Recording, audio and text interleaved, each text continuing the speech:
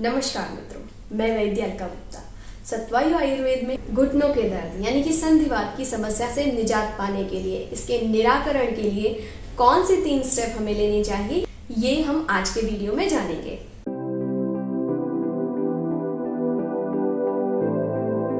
बढ़ती उम्र के साथ सबसे पहले आती है घुटनों की समस्या। घुटनों में दर्द होना, चलते वक्त कट-कट की आवाज आना, सोने के बाद जब उठते हैं तब पैरों में बहुत ज्यादा जकड़ाहट होना, लेकिन जब काम करने लगते हैं तो ठीक हो जाना। कहीं ये सब संधिवात के लक्षण तो नहीं?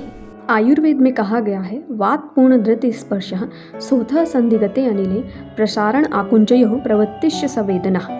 अर्थात संधियों या जोड़ों को स्पर्श करने पर गुब्बारे की तरह हवा से भरे रबर के समान महसूस होता है और प्रसारण और आकुंचन यानी कि मोड़ने और फैलाने में दर्द महसूस होता है। साथ ही इसमें सूजन और लालिमा भी पाई जाती है। ये संधिवात के लक्षण कहे गए हैं। अक्सर संधिवात में घुटनों में दर्द एक घुटने में पहले शुरू होता है और बाद में दूसरे घुटने में होता है। इसके साथ घुटनों में सूजन, खुजली, ये सारी समस्याएं भी हो सकती हैं। घुटनों में दर्द के मुख्यतः क्या कारण होते हैं, आइए जानते हैं। सबसे पहले तो घुटनों में दर्द के मुख्य कारण हो सकता है पोषण की कमी। पोषण में कमी होने के 2 कारण हो सकते हैं। पहले तो भोजन में ही इस तरह के पोषक तत्व जो अस्थियों के लिए, हड्डियों के लिए जरूरी का कम होना, और दूसरा कारण हो सकता है कि पाचन से संबंधित समस्याएं होना। इन दोनों कारणों से जब शरीर में कैल्शियम कम होने लगता है तो सबसे पहले हड्डियों का और स्पेशली जोड़ों का कैल्शियम कम होने लगता है। जो वेट बियरिंग जॉइंट होते हैं यानी कि जिसके ऊपर शरीर का भार सबसे ज़्यादा होता है, यानी कि घुटने और कमर के, इन जॉइंट्स में सबसे पहले संधिवात की, जोड़ों की समस्या की, या जिसे ऑस्टियोआर्थराइटिस कहते हैं, उसकी शुरुआत होती है।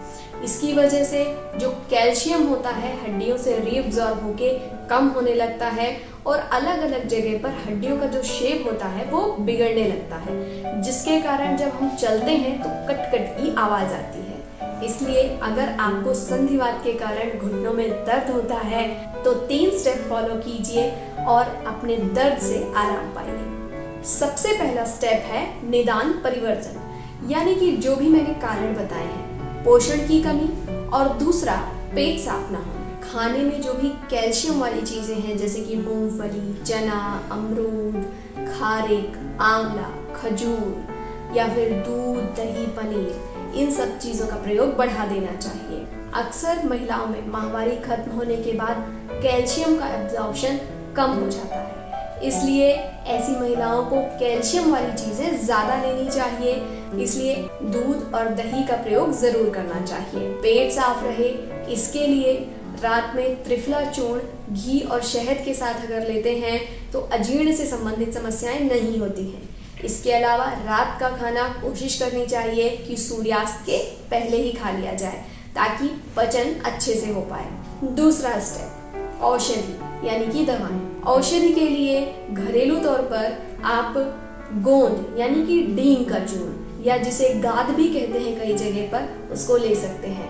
अक्सर महिलाओं में बच्चे होने के बाद गोंद या गाद के लड्डू बनाकर खिलाए जाते हैं क्योंकि उनकी कैल्शियम की जरूरत शरीर की ज्यादा होती है। इसके अलावा हड़जोड़ चूर्ण या अस्थि श्रृंखला चूर्ण भी घुटनों के दर्द में या फिर जोड़ों से संबंधित समस्याओं में बहुत लाभदायक है। त्रिफला गुग्गुल का प्रयोग भी घुटनों के दर्द में बहुत लाभदायक होता है। इसके अलावा तिल तेल या फिर नारायण तेल अथवा निर्गुंडी तेल की मालिश करने के लिए रोज कम से कम 10 से 15 मिनट मालिश जरूर करनी चाहिए। उसके बाद अगर आप सिकाई करते हैं तो घुटनों में दर्द की समस्या बहुत कम हो जाती है। इसे आयुर्वेद में स्नेहन और स्वेदन कहा जाता है।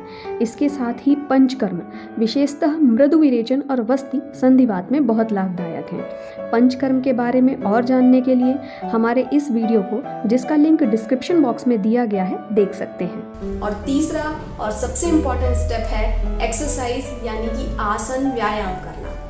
इसमें मुख्यतः सूक्ष्म व्यायाम बताए जाते हैं, यानी कि संकोच और विस्तार वाले, जिसमें कि घुटनों को मोड़ना और फैलाना, इस तरह के ही व्यायाम या एक्सरसाइजेस आपको बताए जाते हैं।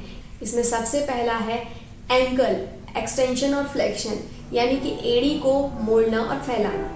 एड़ी के लिए जितनी भी मसल्स होती हैं, मांसपेशियां होती हैं, उनका संबंध घुटने से होता है। इसलिए आप एड़ी का अगर संकोच और विस्तार करते हैं तो वो डायरेक्ट आपके घुटने के दर्द में फायदा करता है। इसके अलावा जो आपके घुटने के जितने भी मूवमेंट होते हैं, जितने भी उसकी क्रियाएं होती हैं, यानी कि संकोच, विस्तार, अंदर की तरफ मोड़ना और बाहर की तरफ मोड़ना, इसके लिए भी एक्सरसाइज बताई जाती है।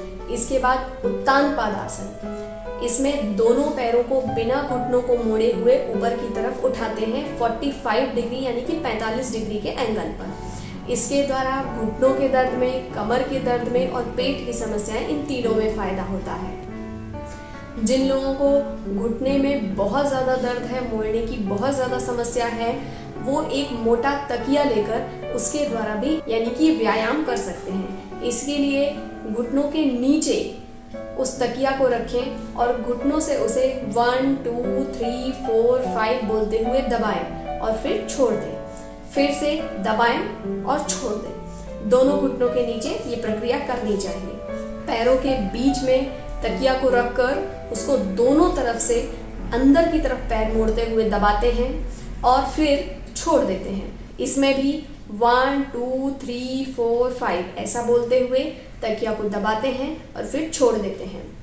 अब इसी तकिया को किसी दीवार से सटा देते हैं और घुटने को बाहर की तरफ मोड़ते हुए उस तकिया को दबाते हैं 1 2 3 4 5 और छोड़ देते हैं।